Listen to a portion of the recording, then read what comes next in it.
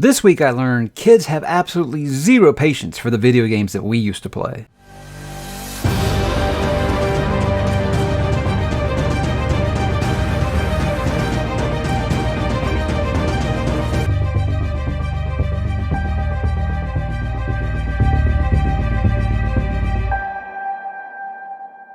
Hey, what's up, bookworms? Mike back with another weekly update. Hope everybody had a fun and safe 4th of July weekend.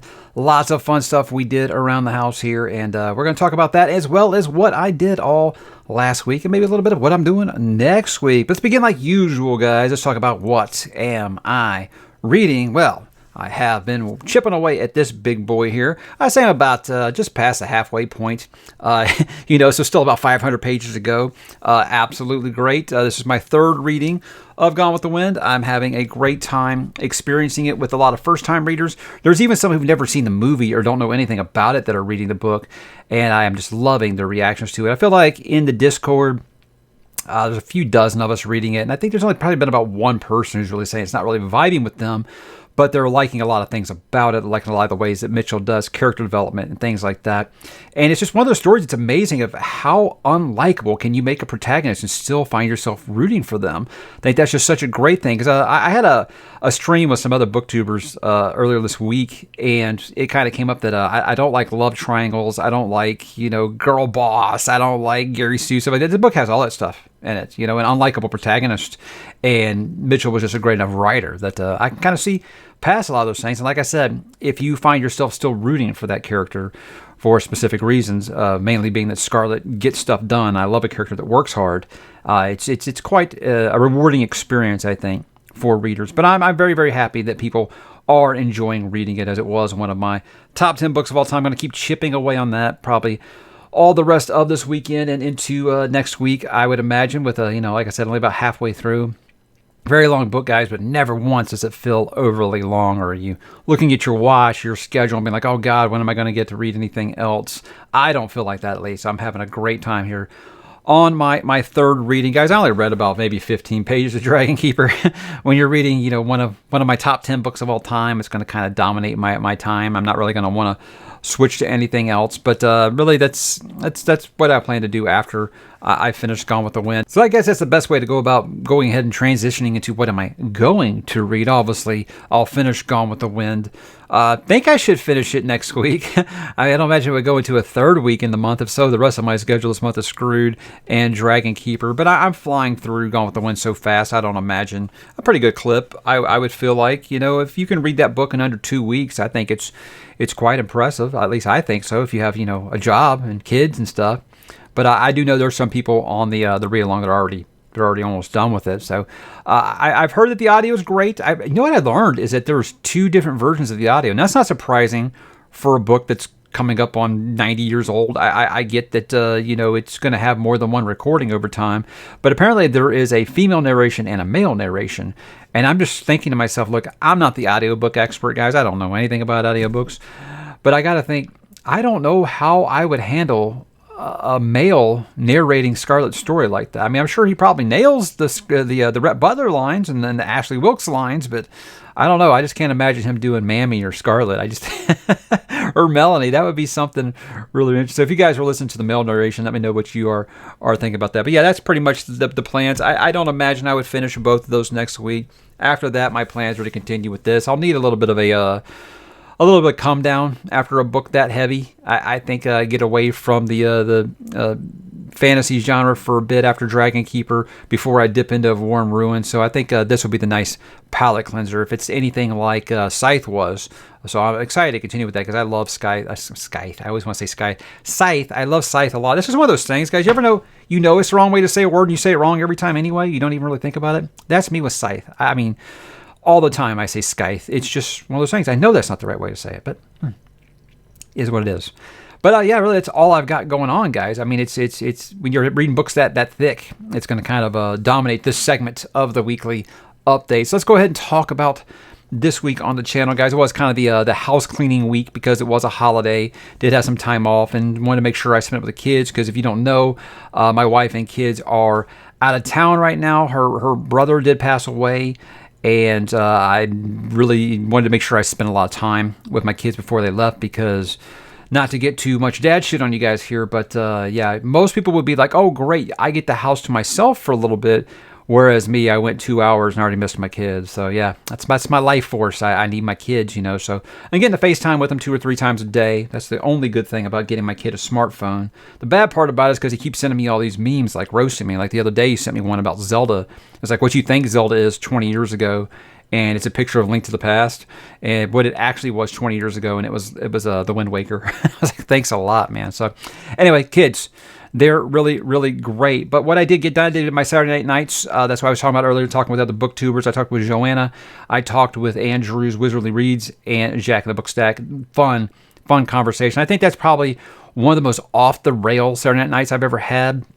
Had one commenter say this is kind of like the Jump the Shark episode, and that's fine by me. I was like, look, we talked about books, but you're going to have a 2.5 hour conversation. If you were at the bar or a coffee house with some friends, you're going to talk about more than just books. And that's what I always kind of want Saturday Night Nights to be. It was like to talk about nothing, the expanded version, and see where a conversation takes you. We talked about all kinds of things. And I think we even got to one point talking about near-death experiences. A lot of fun. When was the last time you got tanked? I mean, for me, that's what Saturday Night Nights is just, you're just hanging out with some friends, talk about it. Yes, it was mostly about books and things like that, as you would expect with 4 people who love to read. But we talked about a lot of other things. That's I loved it. I had a great time. Those are 3 wonderful people. Jack even sent me a book as a thank you. Thank you, Jack. That was very, very nice of you. And I'm just excited that you guys came on. It was a lot of fun for me to continue to build that relationship with Andrew and Joanna, and finally have Jack on the channel. That was a lot of fun. And just 3 great people. Hope you guys have subscribed to all 3 of them. Did my mid-year video that everyone seems to be doing right now. I didn't do the tag like everyone else was doing, the mid-year freak out tag, I think it was called.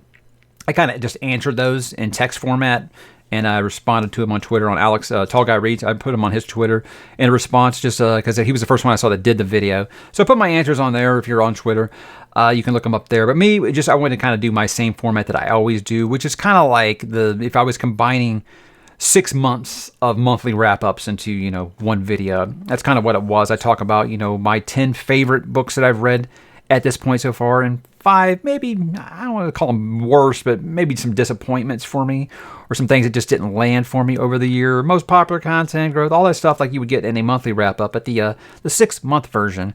And lots of mostly good feedback there. I knew I was going to upset some people with my disappointments, and that's fine. I mean, there's books that people love. They don't want to hear that you didn't like them very much. But for all of those myths, Mike doesn't like Westerns, Mike doesn't like YA, Mike doesn't like romance, Mike didn't like Will the Mini. I mean, I think that video should go a long way to busting some of those myths. But a lot of fun to look back at where you are. It's hard to believe the year's already halfway over at this point. It really, really is. It's just zipping on by. It feels like we'll be here in the holidays in the States here sooner than you know. And then speaking of a monthly wrap-up, I hate doing a mid-year wrap-up and a monthly wrap-up back-to-back, but sometimes that's the way that the dates fall.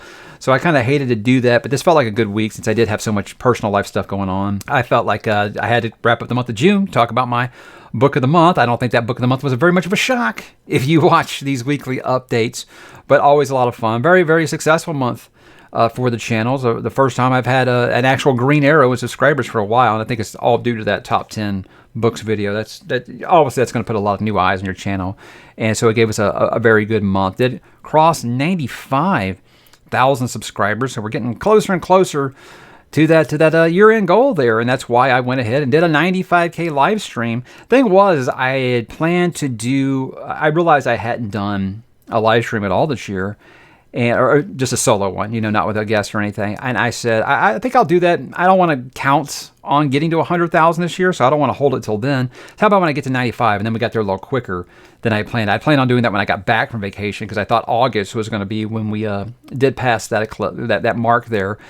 So I said, hey, we went ahead and did it. Well, I'll just go ahead and do it, while the kids are out of town. I'll be looking for something to do on a Friday anyway, right? So why not? Let's go ahead and do that. And it was a lot of fun. I always enjoy doing those live streams, answering you guys' questions, because I've been doing that NGL thing, which is Not Gonna Lie, so you can ask anonymous questions on Instagram, and I get so many of them. I get a lot of repeats that I'm like, I don't want to answer that again, so I always like to kind of do one of those AMAs, so you guys can ask me for, the 1200th time where you should start with Stephen King, even though I made that video twice on the channel. I always appreciate you guys wanting to know my opinions on these things. So even if I'm like, yeah, I've already answered that question, just know I do still appreciate that people want to know my opinion on those things. So big old live streams are always a lot of fun. I want to thank you guys for joining me. How about some next week plans, guys?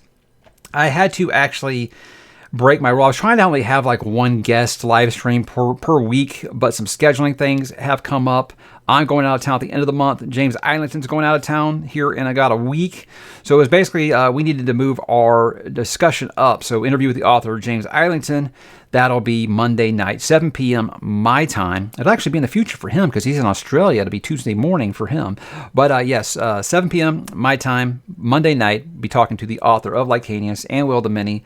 And I am very excited to do it because James is a perfect gentleman.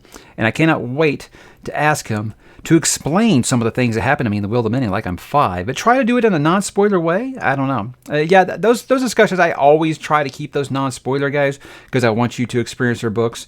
But they're super experienced authors and successful authors. I'm not going to tell them what they can and can't say on a live stream. So, buyer beware, I guess I would say.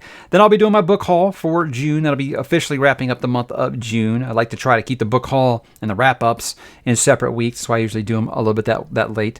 Some fun things to talk about that I did receive this month, and not just books. That's always the fun thing when you get more than just books. And then my second live stream guest of the week is going to be with Bookborn, and we're going to be doing our talk about nothing. Very excited to have Hillary on the channel. She and I had never really engaged until about a month ago, and we just got to chatting over some things and just said, hey, would you like to come on the channel? And she said, of course. So I feel like that'd be a fun conversation. It feels like we have a lot of the same audience. We talk to a lot of the same people. That's the kind of how it works on BookTube. It seems like you and another BookTuber will have never interacted, but yet all of your audience and all of the other BookTubers that you collaborate with all know each other. So it's one of those things where it's feel like, hey, feels like this should be the time that we go ahead and have a discussion, get to know each other. And I'm excited to do it because I feel like I've talked to Zach Argall quite a bit, and I'm going to be reading his books this fall. And I feel like this will be, the other half of that power couple. I'm very, very excited to speak with her next week. Should be a lot of fun. So that's really all I got on the plans and now on the books, guys. I do have some TV and movie talk things before I go. 4th of July weekend, we always have a tradition of watching Independence Day. It's one of those movies that people who were younger in the 90s love it. People who were older in the 90s do not. They think it's a big campy movie. Look, I love that movie, warts and all. I think it actually has quite a tight script. Some of it's over the top. Yeah, guys, it's an alien invasion movie. It's going to be over the top. And believe that. It's going to happen. You got Will Smith with the one-liners. That's what I call a close encounter. Great stuff. Look, I love that movie inside and out. Watch it every single year. It's just great. Watch the extended cut if you have it. It adds a lot of stuff that, especially when it comes with Randy Quaid's character and his kids, it adds a lot of stuff to that storyline. Makes it much more understandable than the theatrical version. But my kids have grown to love it quite a bit. This was the first year, I think, where my oldest kid was like quoting stuff like 3 seconds before it happened. I was like, yeah, that's it. It drives my wife crazy because I do that nonstop. But yeah, that's just the way when you are a boy watching action movies. You love to just get all into it like that. So I love that my kids are starting to love it. But this was the first time where my oldest had said, hey, I know you guys, what's that one you guys always watch on 4th of July weekend with the guy carrying the American flag? And I'm like, are you thinking about like John Cena? What are you talking about? And he was talking about The Patriot with Mel Gibson. And that's what me and my wife will usually watch. Not every year, but every few years we'll watch it because it's a great, great movie. It really is. And he said he wanted to watch it because he's gotten more interested in, founding fathers, stuff like that, because they're doing it in school. And so we watched that. He thought it was a little long. It was a 3-hour movie. He thought it was a little long, but he did actually quite enjoy it. Feels like it gives him a lot of understanding of what life was like in that time period. No electricity, no plumbing.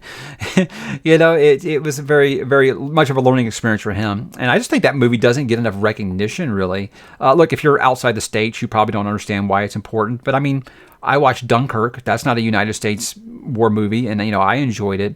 So I feel like if you're a fan of history, you might think it has like a slight American bias. Well, here you go, guys. It was made in America about Americans. Yeah, it's probably going to have an American bias to it.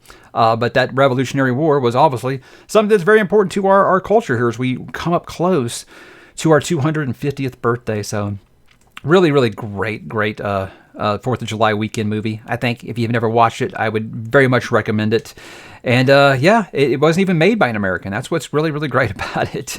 So I know people have their opinions about Mel Gibson now, but in the early 2000s, late 90s, Mel Gibson was still very much a huge star, and that movie was very, very good. It's very violent, guys, as the Revolutionary War was, and it doesn't hide those things, but it's a great flick, and I would recommend it. I have to touch briefly on Chronicles of Narnia coming to Netflix. Now, I want to say up front, this might upset some people. I usually won't talk about religion or political ideals on the channel as a rule, but this one I kind of got to talk about in some regard, because Chronicles of Narnia is something that's very dear to me. Netflix doesn't have a very good record for adaptation. I mean, Witcher Season 3 just came up, not even watching it, I think they've gone so far out of their way to make sure that they take what made a story work and just kind of ruin it and put that name on there and then let the creators do whatever they want. Chronicles of Narnia is beloved, and I don't see how they can make this without upsetting some people, because here's the God's honest truth, guys. Chronicles of Narnia really much is an allegory for the Christian religion, and I know that a lot of people don't feel that way. A lot of people do. Again, with me, do what works for you. That's where I've always stood on this stuff. But I feel like Netflix, the way that they go right now, they'll definitely try to modernize it, and they'll try to take those things out of it. And I think that's just not going to go over very well for them. But when do they ever learn? I mean, they've trashed so many things. I know a lot of people are excited about One Piece right now. They think that trailer looked really good. I remember when you guys thought that the Cowboy Bebop trailer looked good. So I'm just saying, go with low expectations, and that's the way you can't be disappointed with these things. But Greta Gerwig, I think she's quite talented. I liked Lady Bird a lot. I thought that was a really good coming of age movie. That's the only thing I've seen by her, I think. So I know she's doing that. And she's doing the Barbie movie, which I don't know if people love or hate. I can't even tell based off of the reactions I've seen to it. Is it even out? Anyway, people have hot takes about that one. Either way, but I think she's talented, and I feel like maybe if she loves the story, she's actually read the books, I don't know, I haven't researched this, then maybe she will do something nice for them. But they plan on doing the first 2 books, or actually I just said the first 2 movies. Don't know if they're starting with Lion, Witch, and the Wardrobe, if they're starting with Magician's Nephew.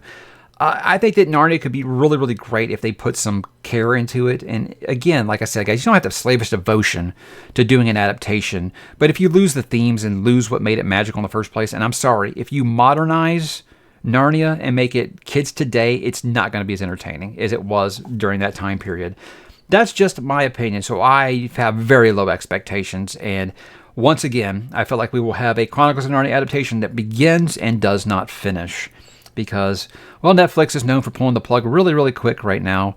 And, yeah, I don't know. Hope for the best, guys. Expect the worst. Gaming talk before I go, real fast. We have this thing on the Switch called Nintendo Online, where you have old Nintendo and old Super Nintendo games. My kids get interested in playing those sometimes because they know that I love them. That's one of the good things I say about tablets, guys. It's gotten them to accept that side-scrolling 8 and 16-bit games are cool. I feel like a lot of the tablet games are using just those old pixels and things to try to, because they're easy to make. And so I feel like kids have become more accepting of those games. What they have not become accepting of is 2 things. One, they're way, way, way harder than the games they play now.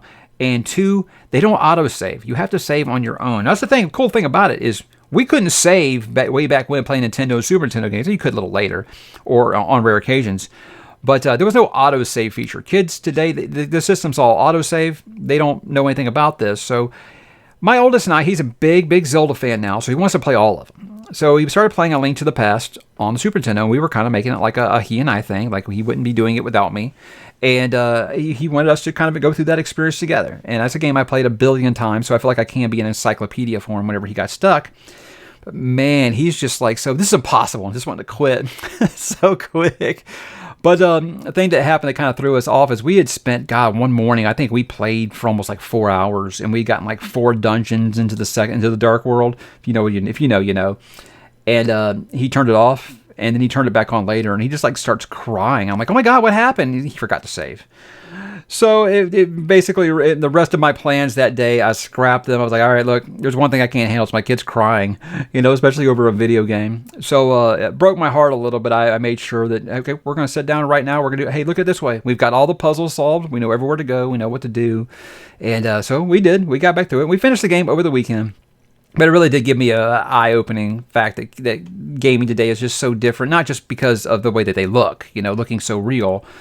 And, I mean, like, for example, I'm telling them, I was playing Link to the Past when I wasn't much older than you, and I could have never fathomed that Zelda would look like Tears of the Kingdom does, I don't know if that really clicks for him. We couldn't even picture that in our brains at that time. But yeah, the fact that you have to save your game when you're done playing, he wasn't used to that fact right there. But guys, that was my week. A very, very fun family week. I was surprised I got as much reading and videos in as I did, but it was a fun week, and I wouldn't replace it for anything in the world. So guys, what are you up to? What are you watching? What are you reading? What are you listening to? What are you playing? I would love to hear these things. So I hope you guys have a safe and fun weekend, and I will talk to you down below.